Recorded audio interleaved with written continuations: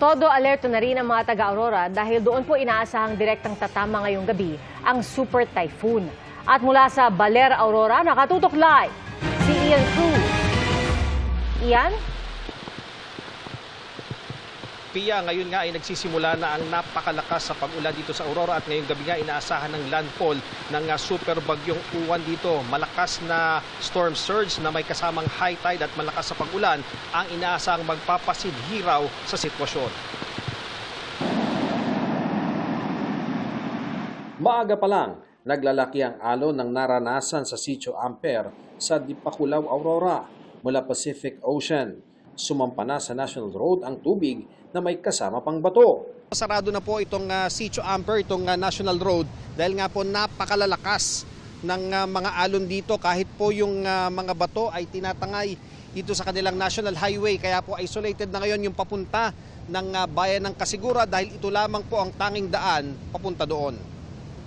Ang mga taga-Philippine Coast Guard ang naglikas sa mga residente. Sa Sabang Beach sa Baler, malalaki rin ang alon na humahampas sa seawall. Yan o, Jay, ang laki yung kasunod. Ako! Ang laki! Dambuhala ang mga alon sa dagat sa Baler. Kuha ito pasado tanghali kanina. Sa Sitio Cemento sa Barangay Zambali, isang lalaki ang nasaktan nang mahulog mula sa itinataling bubong. Natali ako ng bubong, nadulas, basa na yung bubong. Nagpatupad ng forced evacuation sa kasagsagan ng paglaki ng alon sa coastal areas. Nagbahay-bahay na ang mga pulis. Ay para po safety daw po ng mga tao. Yung alon daw po ay malaki daw po yung storm surge. Ito pag naka-evacuate na yung mga tao dito, evacuated areas na ito, lalagyan namin ng tao ito para ma-secure din yung mga properties ng mga kababayan natin na lumikas. Mahigit 700 na pamilya na ang inisyal na naitalang lumikas mula sa mga critical area. Ayon sa PDRRMO, bukod sa Dipakulaw, naglalakihan din ang alon sa bahagi ng Barangay Paltik. Nagtulong-tulong ang mga residente na hataki ng bangka. Ang pinangambahan ngayong gabi, magsabay ang storm surge, high tide at malakas na ulan. Maaring umabot ng 6 hanggang 8 metro ang taas ng alon katumbas ng 3 palapag na gusali. Parang ang nakikita ko po ay yung nangyari nga po sa Cebu o yung sa Yolanda.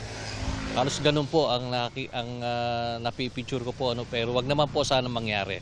Nasa bansa na rin ang tanyag na storm chaser na si Josh Morgerman para sundan ang galaw ng superbagyong Uwan. Every time I come to the Philippines, I'm ready for the worst, something like Yolanda, because you never know if that could happen again. I don't think this one is going to be a Yolanda, but I do think it's going to be a big impact, and I think it's going to be a big impact for Baler. Nasa Aurora rin ang storm chasers ng Pag-asa.